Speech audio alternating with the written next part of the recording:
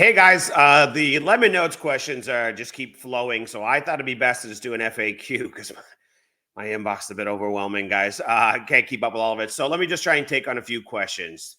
The storage thing, the storage issue that may change on the website, but basically the long story short is the standard package will probably be enough for now for a short time frame until your validator gets busier. As the chain grows, then you're going to need that extra hardware. So some of you are just going to want to go ahead and get it handled right now and be done with it.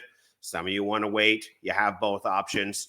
So that extra memory storage thing is probably going to become a need in the near future, but not exactly on day one. So hopefully that answers that question.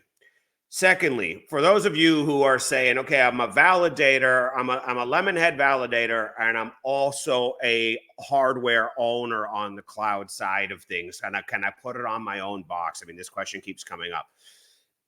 Please understand a couple of things. One is that when someone signs up for this service, what it does is creates what's called a virtual instance, a virtual machine, if you will.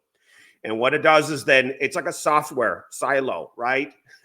And people are going to get the resources that are needed for validation within that, but it's going to go back and fetch them from the public cloud. And so a lot of people say, well, I ordered some hardware and mine has not been installed. I want it on mine. Don't worry about it. You're going to have a virtual instance. It's already going to be credited to you. And a lot of people say, well, I kind of want to put my own thing on my own box. It's just physically not really going to work like that. So just so you can get that out of your mind, it's not that complicated. And so you are still going to some of the revenues from tenancy that are due to you as a hardware owner are going to come back to you. It doesn't matter where it's physically on your box.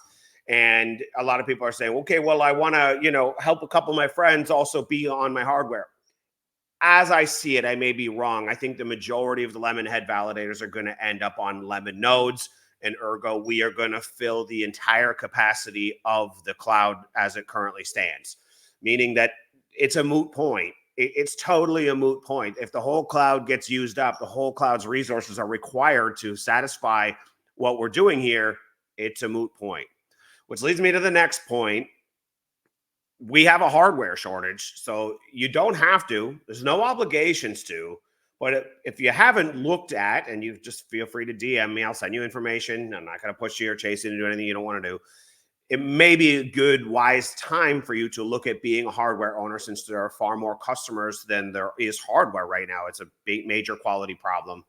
And you can also become a literal owner of the DAO, a literal owner of the cloud itself, and get royalties, dividends, tokens, all that stuff. If you're interested, I'll just leave it at that. If you don't want to, that's okay. And for those of you who are not sure, maybe you have multiple validators. Some people have a family, or there's a family kind of getting in on it. Just do some loose math in your head, because as the needs of the chain scale, the cost of hosting is also going to go up a little bit. It's just the way it needs to be, like the storage thing that we talked about.